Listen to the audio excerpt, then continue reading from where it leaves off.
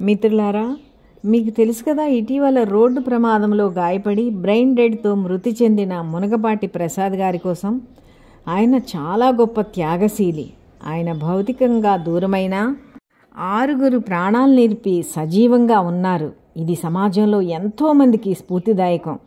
కుటుంబ సభ్యులతో మాట్లాడుతూ వారి భర్తను కోల్పోయిన ప్రసాద్ భార్య సంధ్యారాణి విషాదంతో ఉన్నప్పటికీ అవయవదానానికి అంగీకరించి ముందుకు రావడం ఆమె మాతృహృదయానికి నిదర్శనం.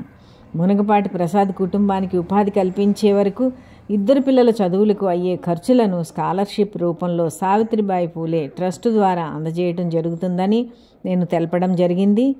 ఈ కుటుంబానికి ఆసరాగా ప్రభుత్వ శాఖలో అవుట్సోర్స్ ఉద్యోగం ఇమ్మని ప్రభుత్వాన్ని కోరుతున్నాను.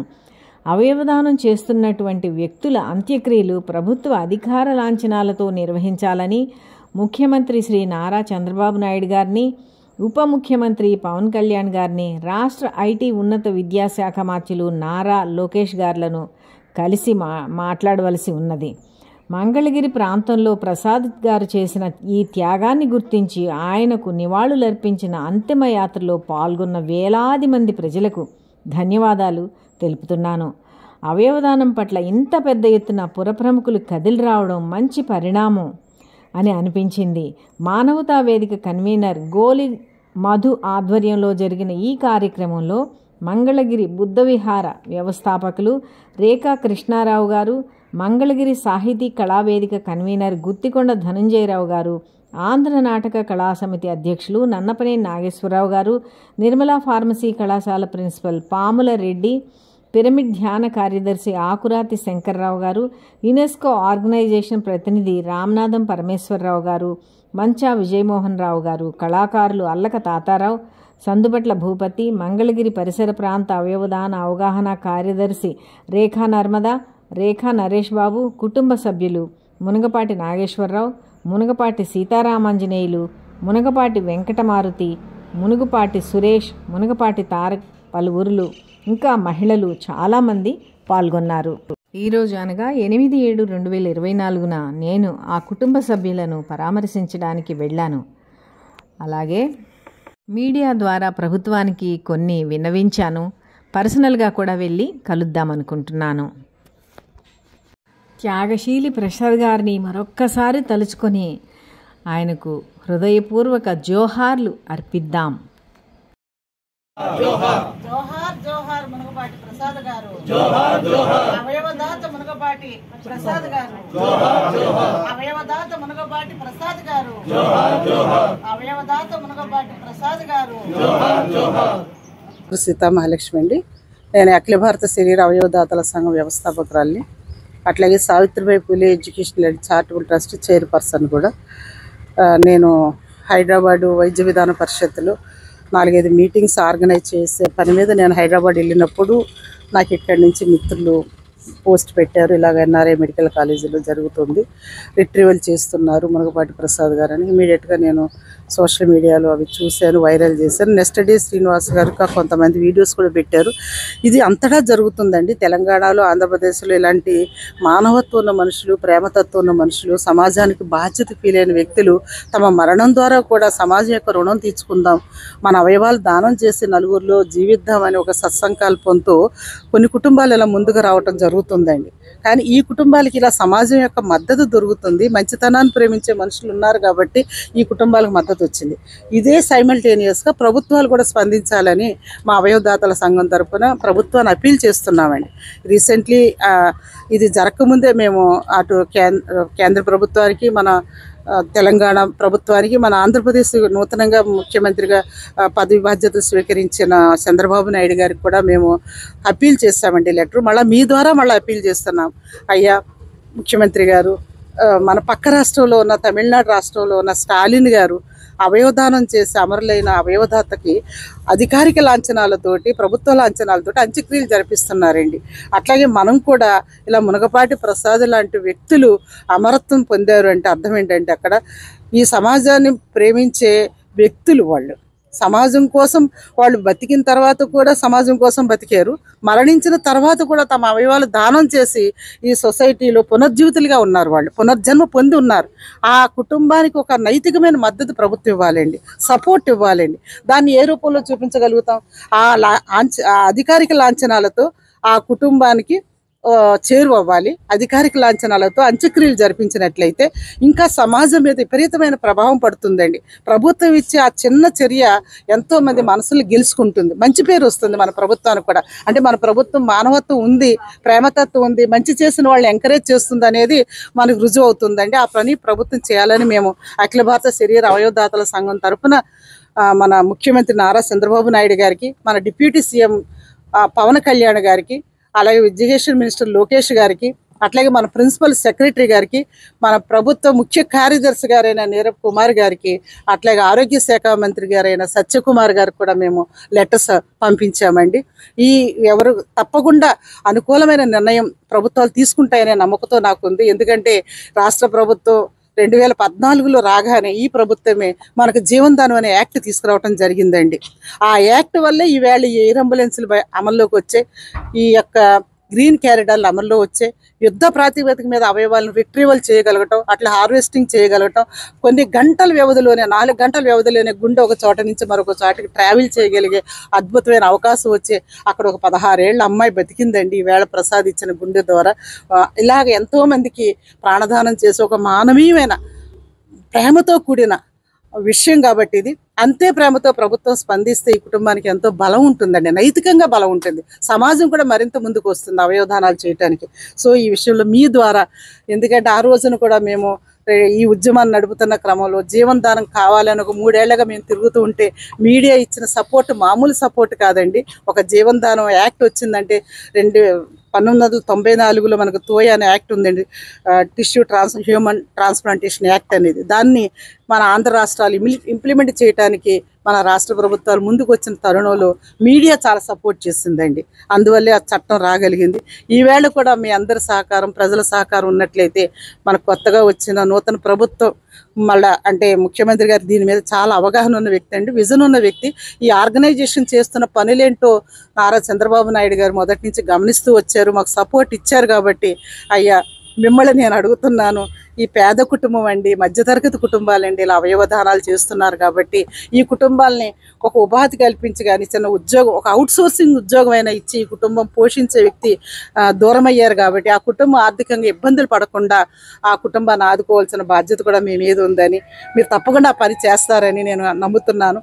చంద్రబాబు నాయుడు గారిని కూడా మేము త్వరలో కలవబోతున్నామండి, పవన్ కళ్యాణ్ గారిని కూడా కలవబోతున్నాం. ఇదే విషయాన్ని వారి ముందు కూడా పెడతామండి. తగిన ప్రోత్సాహం ప్రభుత్వం నుంచి వస్తుందనే పూర్తి నమ్మకం నాకు ఉందండి. ఎందుకంటే ఈ ప్రభుత్వం గతంలో కూడా ఏం పనులు చేశారో వారితో ఈ పనులు మేము చేయించడంలో మేము ముందున్నాం కాబట్టి ఒక నమ్మకం ఆయన మీద భరోసా మాకుంది. అఖిల భారత శరీర అవయవదాతల సంఘంగా ఈ కుటుంబానికి ఒక ఉద్యోగం, చిన్న ఉపాధి కల్పించమని అడుగుతున్నాం. అట్లాగే స్టాలిన్ గారు చేసినట్లుగా అవయవదాత కుటుంబాన్ని అధికారిక లాంఛనాలతో మన 2 రాష్ట్ర ప్రభుత్వాలు కూడా చేయాలని ప్రభుత్వ నేతలు ఈ నిర్ణయాలు తీసుకోవాలని కోరుతున్నాం. అట్లాగే ఇంకా కొన్ని డిమాండ్స్ పెట్టామండి, అవి నెమ్మదిగా చేసినా కానీ ఈ 2 డిమాండ్లు మాత్రం ప్రభుత్వాలు వెంటనే అమలు చేయొచ్చండి, చెయ్యగలరు కూడా అని ప్రభుత్వం తెలుసుకున్నారు. కాబట్టి ఆ వేళ జీవనదానం ట్రస్ట్ వచ్చేసిందండి. ఇంత గొప్ప పనులు జరుగుతున్నాయి, వేల మంది ప్రాణాలు నిలబడ్డాయండి. వేళ మీరు చూస్తున్నారు కదండి ఎంతమంది ప్రాణాలు. ఒక మనిషి తాను చనిపోతూ మరో 8 మందికో 10 మందికో ప్రాణదానం చేశారంటే చిన్న విషయం కాదు. ఈ కుటుంబంలో ఈ తల్లి లేదా ఈ భార్య, ఈ బిడ్డలు వీళ్ళందరూ తీసుకున్న నిర్ణయం సామాన్యమైన నిర్ణయం కాదండి, త్యాగపూరితమైనది. ఈ కష్ట సమయంలో ఎంత త్యాగంతో ఆలోచించారు. మా ఇంట్లో ఒక దీపం ఆరిపోతుంది కానీ ఒక 10 మంది ఇళ్లలో నా భర్త ఒక దీపమే వెలుగుతాడు కదా అని ఒక ఉదాత్తమైన నిర్ణయం ఆ సంధ్యారాణి గారు కానీ తల్లి గారు కానీ తీసుకోవటం వెనకాల ఆ ఉన్న మానవీయతని మనం గుర్తించాలి, గౌరవించాలి. అదేవిధంగా ప్రభుత్వాలు కూడా స్పందించాలి. అలాగే ఈ బిడ్డల చదువుకి మా సావిత్రిబాయి పూలే ట్రస్ట్ తరఫున ప్రతి ఏడాది వారు చదువుకున్నంత కాలం మేము ఈ పిల్లలిద్దరికీ కూడా స్కాలర్షిప్స్ పంపిస్తామని మా ఆర్గనైజేషన్ తరఫున వారి చదువుకి ఆసరాగా నిలబడతామని మాత్రం మేము మీ తరఫున మీ కుటుంబానికి హామీస్తాను. అయితే ఓన్లీ కార్నియా డొనేట్ చేస్తామండి. ఇప్పుడు స్కిన్ డొనేషన్ కూడా అమల్లోకి వచ్చిందండి. మనకు హైదరాబాద్లో కూడా స్కిన్ బ్యాంక్ అమల్లో పెట్టారు. ఇప్పుడు ముంబై తర్వాత చెన్నై తర్వాత రీసెంట్లీ మన హైదరాబాద్లో కూడా స్కిన్ బ్యాంక్ ఉందండి. స్కిన్ డోనర్లు కూడా అవుతాం మనం. అంటే న్యాచురల్గా చనిపోయిన తర్వాత ఒక 6 గంటల లోపల కార్నియా కలెక్ట్ చేసుకుంటారు. అది ఇద్దరిని అందుల్లికి వెలుగునిస్తుంది, ఇద్దరిని నడిపిస్తారు. వాళ్ళని ఆ నడిపించే వాళ్ళు కూడా మనం విముక్తి కలిగిస్తున్నాం. అంటే ప్రత్యక్షంగా పరోక్షంగా నలుగురికి మనం ఉపయోగపడుతున్నాం మన కార్నియా డొనేషన్. కానీ ఈవేళ ఈ స్కిన్ డొనేషన్ అనేది ఎంత ఆధునికమైన వైద్య రంగ పరిస్థితులకి ఇది ఎంత ఆలవాలమైందంటే చనిపోయిన 24 గంటల తర్వాత కూడా ఈ స్కిన్ పైనున్న లేయర్ మాత్రమే తొలగిస్తారండి. చిన్న లేయర్, ఆ లేయర్ అంటే అతిపెద్ద అవయవం మనకు స్కిన్నే కదండి. ఆ లేయర్ తీయటం వల్ల ఏమవుతుందంటే ఆ స్కిన్ బ్యాంక్లో భద్రపరుస్తున్నారు. ఎంతోమంది యాక్సిడెంట్లో కోల్పోతుంటారండి. స్కిన్ అది డ్యామేజ్ అయిపోతుంది, కాలిపోతుందండి, యాసిడ్ దాడులు గురవుతుంటారండి. ఇవన్నిటికి కూడా స్కిన్ గ్రాఫ్టింగ్కి ఈ స్కిన్ డొనేషన్ ఉపయోగపడుతుంది. అది మరణించిన తర్వాతే మనం తీసుకుంటామండి. సో ఈ రకమైన ఉపకారం ఉందండి. అంటే ప్రతి అవయవం కూడా, అంటే అవయవదానం కన్నా శరీరదానం ఇంకా చాలా గొప్పదని నేను కూడా చెప్పగలను. ఎందుకంటే ఒక శరీరదాత తన శరీరాన్ని దానం చేయటం వల్ల మెడికల్ కాలేజీకి ఆ ఈ డే 1 నుంచి కూడా అనాటమీ అలవాలు అవుతుందండి మనది. అంటే ఒక డాక్టరు తాను వైద్య విద్యను అభ్యసించడానికి పార్థివ దేహం ఒక సైలెంట్ టీచర్ ఉపయోగపడుతుంది. ఆయన తన జీవిత కాలంలో కొన్ని వందల మందికి వైద్యం చేస్తాడు. అంటే ఒక శరీర దానం చేసిన వ్యక్తి వల్ల వేల మంది వైద్యం ఈ డాక్టర్ ద్వారా అందుకుంటారు కాబట్టి వేల మంది ప్రాణాలు నిలుపుతాడు ఆయన. సో కాబట్టి వైద్య రంగంలో అవయవదానానికి ఇమీడియట్గా ఫలితాలు కనిపిస్తాయండి.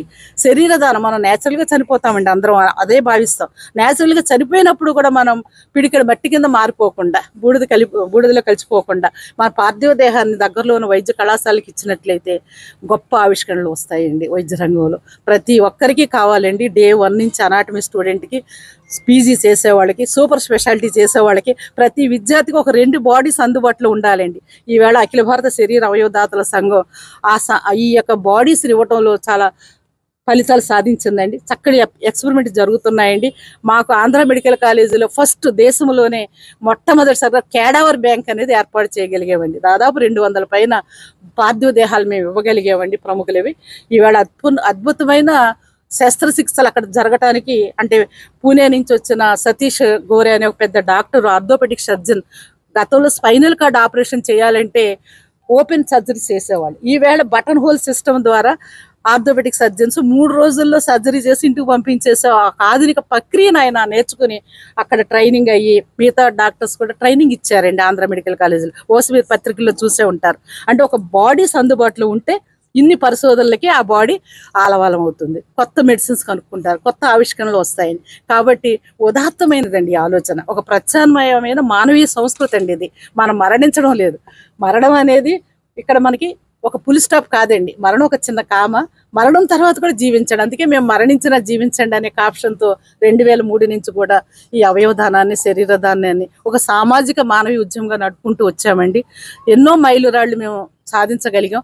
ఈవేళ మన తెలుగు రాష్ట్రాల్లో 58,000 మంది తమ టోటల్ బాడీని మా మరణానంతరం ఇచ్చేస్తామని చెప్పి రిజిస్ట్రేషన్ చేశారండి. ఈవేళ అన్ని మెడికల్ కాలేజీలకి అందుబాటులో మేము ఆ చనిపోయిన దాతల యొక్క శరీరాలని అందజేయగలుగుతున్నాం. ఇట్లా అనుకోని మరణం సంభవించినప్పుడు ప్రభుత్వమే జీవనదాన యాక్ట్ తీసుకొచ్చింది కాబట్టి ఆ అవయవదాతలకి సత్వరమే ఇమీడియట్గా యుద్ధ ప్రాతిపదిక మీద అవయవాలను రిట్రీవల్ చేయటం, హార్వెస్టింగ్ చేయటం, ట్రాన్స్ప్లాంటేషన్ చేయటం అనేది జరిగిపోతుందండి.